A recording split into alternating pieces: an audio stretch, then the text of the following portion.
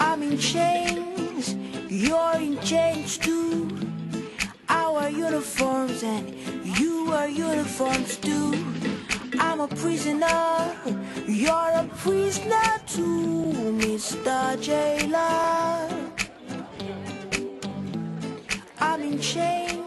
On a un plateau assez unique. On a en fait réuni 4 ex-capitaines des équipes de France de volley, de basket, de foot et de handball.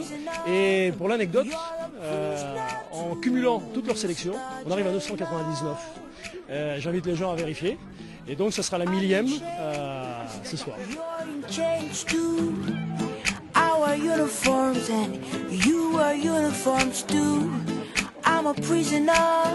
J'essaie de récupérer un maximum de fonds en organisant des manifestations. Bon, je les ai accompagnés au Brésil où on a ouvert 4 centres sociaux pour pouvoir un peu aider les jeunes brésiliens défavorisés à pouvoir s'exprimer et surtout à pouvoir les canaliser pour pas justement qu'ils aillent faire des bêtises. On rentre dans un programme de l'UNESCO qui s'appelle Espérance autour d'un ballon, Solidarité Espérance autour d'un ballon. Et voilà, donc on développe des projets sociaux qui permettent à des enfants de se projeter sur un avenir un petit peu plus positif, quoi.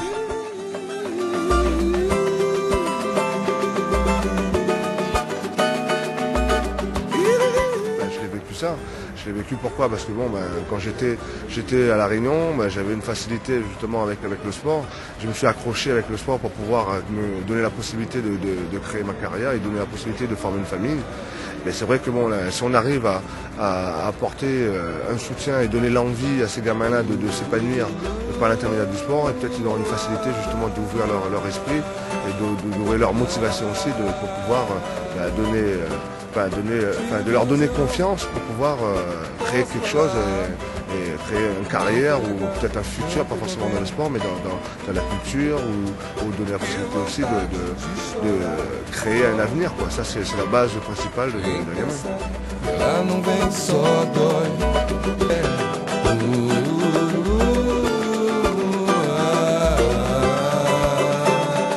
Il y a à peu près 400 enfants donc, qui bénéficient de la structure. Et il va avoir donc tous les ans un bilan de fait sur effectivement les résultats. On attend le mois de février pour faire un premier bilan avec l'association Artevida et la fondation Carrefour qui nous ont accompagnés sur ce projet brésilien. Et puis donc avec notre deuxième projet sur Tbilissi. Donc effectivement en Géorgie on va être amené à travailler sur un public un petit peu moins nombreux, donc un petit peu plus d'exclusivité et beaucoup plus proche des institutions religieuses et gouvernementales.